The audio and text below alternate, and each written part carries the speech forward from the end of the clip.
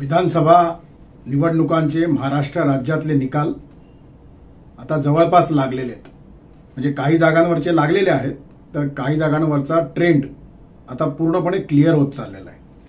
मुस्लिम polarisation, नारे तकबीरच्या घोषणा, त्याला दिलेला बटेंगे तो कटेंगे किंवा एक है तो सेफ है, एक है तो नेक है, हा जवाब खरी शिवसेना कोणाची, खरा राष्ट्रवादी पक्ष कोणाचा, धनुष्यबाण कोणाचं आणि घड्याळ कोणाचं,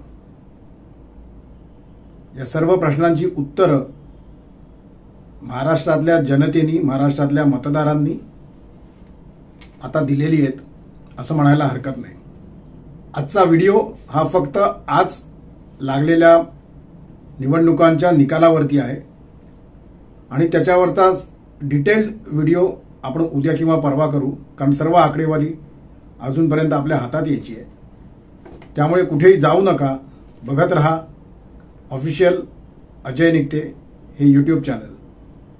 नमस्कार मित्रांनो, महाराष्ट्रातल्या विधानसभेच्या निवडणुकांचे निकाल जवळपास लागल्यात जमा आहेत. म्हणजे काही ठिकाणी निकाल लागलेले आहेत, तर काही ठिकाणी ट्रेंड हातात आलेले आहेत. आणि त्यामुळे आता असं म्हणायला हरकत नाही की विधानसभेच्या आज लागलेल्या निकालांनी अनेक पक्षांचे निकाल लागलेले आहेत. त्याला म्हणतो ना आपण, निकाल लागलाय एखाद्याचा, तसा निकाल अनेक पक्षांचे लागलेले आहेत, अनेक नेत्यांचे लागलेले आहेत. काय आहे हे नक्की ते आपण एकदा नजर टाकूया आणि मग बोलूया. आजचा व्हिडिओ हा मी फक्त काही मुद्द्यांना स्पर्श करणार आहे. डिटेल आकडेवारी आज रात्रीपर्यंत हातामध्ये येईल. उद्या आपण याच्यावरती संपूर्णपणे डिटेल बोलू. आज फक्त मी स्पर्श करेन. 288 जागांपैकी जिंकलेल्या जागा आणि लीडवर असलेल्या जागा याप्रमाणे आहेत.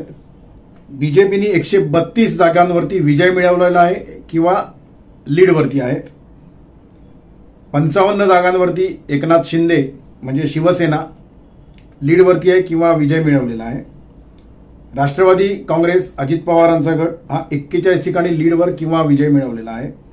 उभाठा गट शिवसेना 16 ठिकाणी, राष्ट्रवादी शरद पवार गट 10 ठिकाणी, काँग्रेस 21 ठिकाणी, अशी महाविकास आघाडी 47 ठिकाणी लीडवर किंवा जिंकलेल्या जागा आहेत. आणि महायुती तब्बल 228 ठिकाणी, सुनामी आल्यासारखा हा आकडा आहे. तब्बल 228 ठिकाणी महायुती ही जिंकलेल्या जागा आणि आघाडीच्या जागा, म्हणजे आघाडी घेतलेल्या जागा, लीड मिळवलेल्या जागा या 228 आहेत महायुतीच्या. आणि महाविकास आघाडीच्या 47 जी मगाशी सांगितलं त्याप्रमाणे.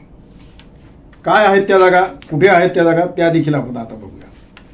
मराठवाड्यामध्ये 46 जागा होत्या, म्हणजे 46 जागा आहेत. तिथे महायुती 38 ठिकाणी, आघाडी 7 ठिकाणी आणि इतराला 1 जागा मिळालेली आहे. म्हणजे या निवडलेल्या जागा किंवा आघाडीवरती असलेल्या जागा आहेत. उत्तर महाराष्ट्रामध्ये 47 जागा आहेत. तिथे महायुती 41 ठिकाणी, महाविकास आघाडी 3 ठिकाणी आणि इतर 3 ठिकाणी जिंकलेल्या जागा किंवा लीड असलेल्या जागा आहेत. पश्चिम महाराष्ट्रामध्ये 58 जागा होत्या.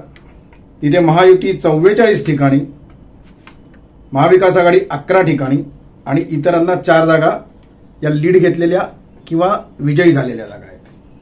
विदर्भामध्ये 62 जागा होत्या. त्यातल्या तब्बल 48 जागा या महायुतीने जिंकलेल्या किंवा लीड घेतलेल्या जागा आहेत. महाविकास आघाडीने 13 ठिकाणी लीड घेतलाय किंवा जिंकलेले आहेत आणि इतरांना 1 जागा मिळालेली आहे.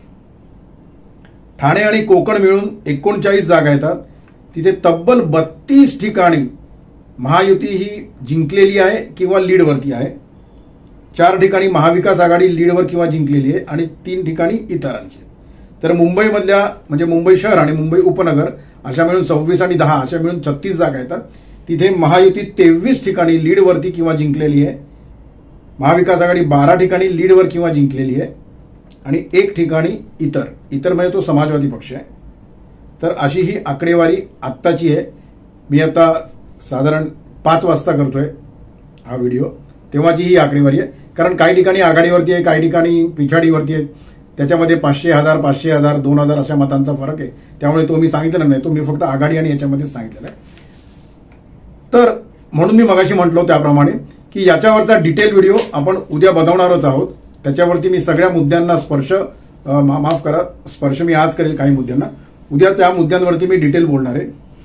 पण काय झालं असावं हे, कारण जवळपास सगळेच ज्याला म्हणतो आपण की रिसर्च जे आले होते, ज्या एक्झिट पोल जे आले होते काही वेगवेगळ्या संस्थांचे, त्यांनी महाविकास आघाडी आणि महायुतीमध्ये काटेकी टक्कर होईल असं सांगितलं होतं. सट्टा बाजाराचा निकाल देखील, सट्टा बाजाराचे कल देखील काटेकी टक्कर होतील असे शेवटचे होते 2 दिवसापूर्वीचे.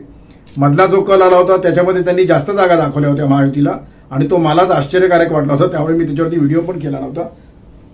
पण जो परवा 4 दिवसापूर्वी जो आलेला कल होता सट्टा बाजाराचा देखील, तिथे देखील त्यांनी असं दाखवलं होतं की काटेकी टक्कर होईल आणि मुंबई सट्टा बाजाराने दाखवलं होतं की 152, 165 पर्यंत मिळतील.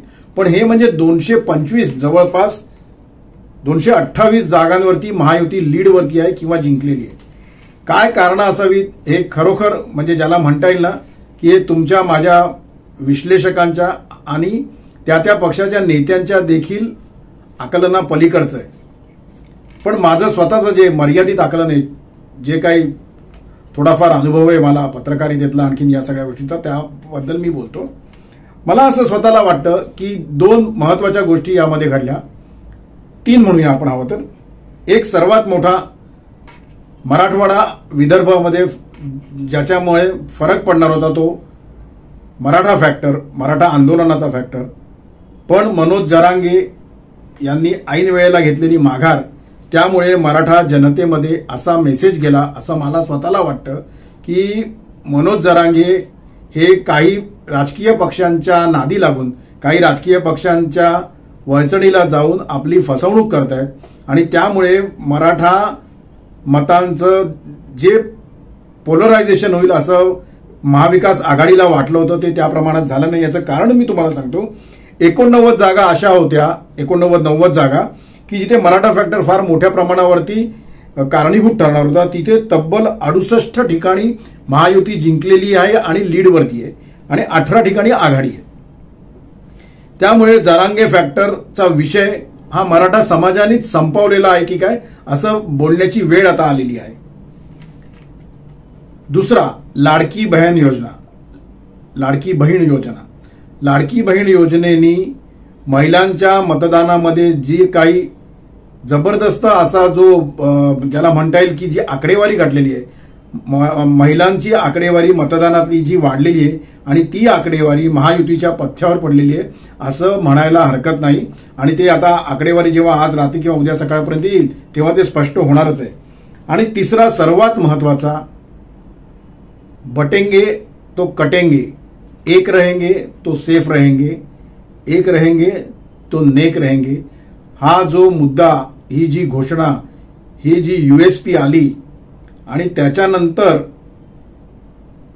लोकसभेच्या निवडणुकांमध्ये ज्या पद्धतीने पोलरायझेशन झालं मुस्लिम मतदारांचं, मुस्लिम मतांचं, ते काय झालंय, त्याच्यानी होणाऱ्या गोष्टी पुढे येणाऱ्या काय असतील हे सांगायला, मतदारांपर्यंत पोहोचवायला महायुतीचे नेते, महायुतीची ज्याला म्हणता येईल स्ट्रॅटेजी आणि महायुतीची यंत्रणा कामी आली असं मला म्हणावंसं वाटतं. आणि त्यामुळेच बटेंगे तो कटेंगे आणि एक रहेंगे तो सेफ रहेंगे हा जवाब हा लोकसभेच्या निवडणुका जिंकल्यानंतर महाविकास आघाडीचे ज्या निवडणुकांच्या निकालानंतर निघालेल्या रॅलीज होत्या, ज्या बैठका झाल्या, ज्या सभा झाल्या, त्यामध्ये जे नारे दिले गेले, पर्टिक्युलरली एका ठिकाणी उभाटा गटाचे उद्धव बाळासाहेब ठाकरे हे गेले असताना नारे तकदीर अल्लाहू अकबर या घोषणा दिल्या गेल्या.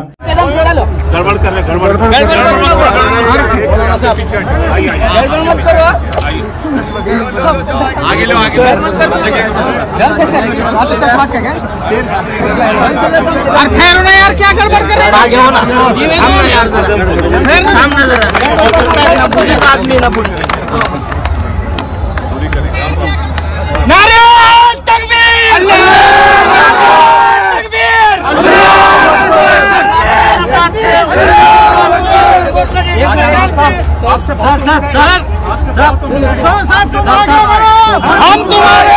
हैं, हम तुम्हारे। आणि त्याचं जे इतर मतदारांकडे किंवा मुस्लिमेतर मतदारांकडे ज्या मेसेज जायचे होते ते व्यवस्थित पोचले आणि त्यामुळे हे पोलरायझेशन झालं असं म्हणायला हरकत नाही असं मला स्वतःला वाटतंय। कोणी कितीही नाकारू दे, धर्म आणि जात या महाराष्ट्रातनं आणि देशातनं तुम्ही राजकारणापासून आणि इतर वेळेला देखील वेगळे करू शकत नाही। पुरोगामित्वाच्या गप्पा राजकीय पक्षांनी आणि राजकीय नेत्यांनी कितीही माराव्यात, पण ते जात या राजकारणातनं आणि या राज्यातनं आणि देशातनं बाजूला जाणार नाही। आणि आता धर्म देखील राजकारणातनं आणि देशातनं बाजूला जाईल असं वाटत नाही आणि त्याला कारणीभूत कोण आहे हे तुम्हाला आणि आम्हाला चांगलं माहिती आहे। त्यानंतर कापूस आणि सोयाबीनचा जो प्रश्न होता त्याच्यावरती जी भावांतर योजना आली, त्याच्यानंतर जे गेल्या 8-15 दिवसामध्ये MSP जो दिला गेला काही उत्पादनांना, काही शेतमालाला, त्यामुळे देखील खूप मोठ्या प्रमाणावरती फरक पडला असं मला स्वतःला वाटतं। आमचं सरकार हे देणारं सरकार आहे, घेणारं सरकार नाही, घोषणा करणारं सरकार नाही, तर शेवटच्या तळागाळापर्यंतच्या माणसापर्यंत ती योजना पोहोचवणारं सरकार आहे। हे जे मुख्यमंत्री एकनाथ शिंदे हे ठासून प्रत्येक ठिकाणी सांगत होते की मी CM असलो तरी मी चीफ मिनिस्टर नाही, मी कॉमन मॅन आहे, हे लोकांपर्यंत पोहोचत होतं। देवेंद्र फडणवीसांची जी स्ट्रॅटेजी होती ती लोकांपर्यंत पोहोचत होती। अजितदादा पवार हे सर्वात कमकुवत कडी आहे असं महायुतीमधलं म्हटलं जात होतं, तर ती तशी नाही हे अजितदादांनी आणि अजितदादांच्या पक्षांनी संपूर्ण ताकदीनिशी सिद्ध केलं। राष्ट्रवादी काँग्रेस ही आता कोणाची आहे, शिवसेना ही कोणाची आहे याचं उत्तर फुटून गेलेली शिवसेना किंवा फुटून गेलेला राष्ट्रवादी पक्ष यांनी न देता जनतेने दिलेलं आहे, हे इथे लक्षात घेतलं पाहिजे।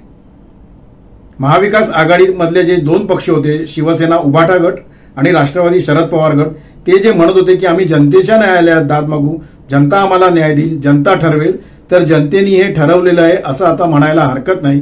याचं कारण असं आहे, तुम्ही शिवसेना उभाटा गटाला मिळालेल्या जागा बघा, 16 आहेत, त्या 16च्या 18 पण होतील कदाचित किंवा 15ही होतील, आणि शरद पवार गटाला मिळालेल्या जागा 10 आहेत, त्या 10च्या 12 होतील कदाचित किंवा 8ही होतील। पण याचा अर्थ असा होतो, आणि त्याच्या अगेन्स्ट मिळालेल्या जागा ते देखील बघा तुम्ही, एकनाथ शिंदे यांच्या शिवसेनेला, म्हणजे शिवसेना जो मूळ पक्ष आता निवडणूक आयोगाने देखील केलेला आहे, त्याला तब्बल 55 जागा मिळालेल्या आहेत लीडवरती किंवा जिंकलेल्या, आणि अजित पवार यांच्या गटाला राष्ट्रवादीला 41 जागा मिळालेल्या आहेत। म्हणजे तुम्हीच विचार करा, जनतेने हा न्याय दिलाय का?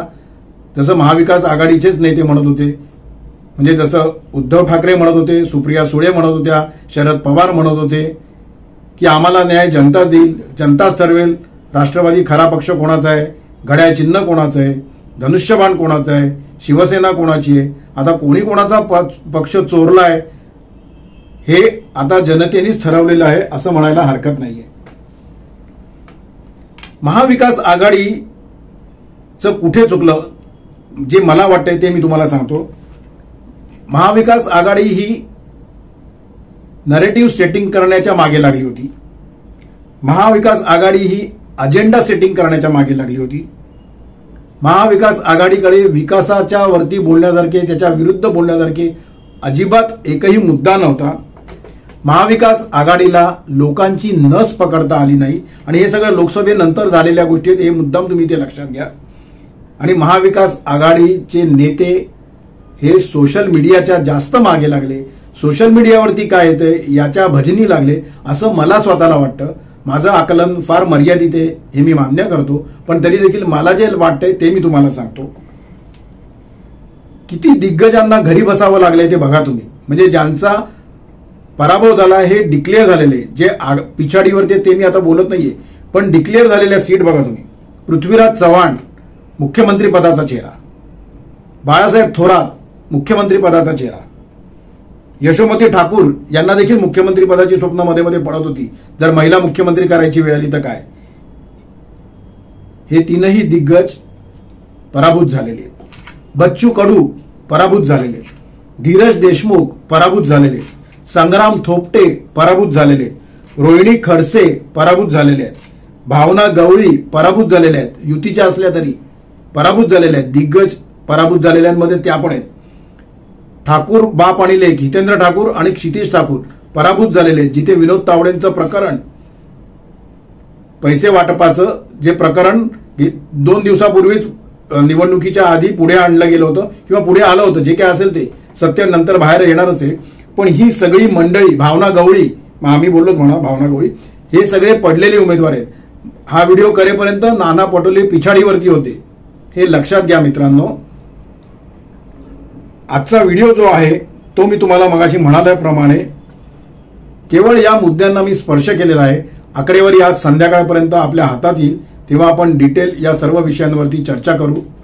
आजचा व्हिडिओ तुम्हाला कसा वाटला ते मला तुम्ही नक्की कमेंटच्या माध्यमातून कळवा. मी जे म्हणालेलो आहे की मुस्लिम पोलरायझेशनला नारे तकबीरच्या ज्या घोषणा दिल्या गेल्या त्याला दिलेलं उत्तर होतं बटेंगे तो कटेंगे आणि एक रहोगे तो सेफ रहोगे, एक रहोगे तो नेक रहोगे. हे तुम्हाला पटलंय का? हे खरोखर असं झालंय का? याची गणितं काय होती, याची आकडेवारी काय आहे हे आपल्याला जेव्हा फायनल हातामध्ये येतील सगळे रिझल्ट तेव्हा कळणारच आहे.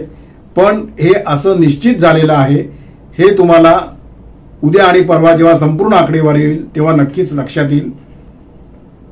आजचा व्हिडिओ कसा वाटला ते मला कमेंटच्या माध्यमातून कळवा, हे मी तुम्हाला सांगितलेलंच आहे.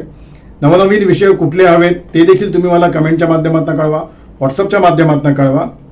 ऑफिशियल अजय निकते हे युट्यूब चॅनल शेअर करायला, सबस्क्राईब करायला आणि लाईक करायला विसरू नका. बेल आयकॉन नक्की दाबा, म्हणजे तुम्हाला नवनवीन व्हिडिओची नोटिफिकेशन्स मिळतील. उद्या आपण सर्व आकडेवारी हातात आल्यावरती आणखीन सविस्तर चर्चा करू, सविस्तर बोलू. तोपर्यंत आपली रजा घेतो. धन्यवाद.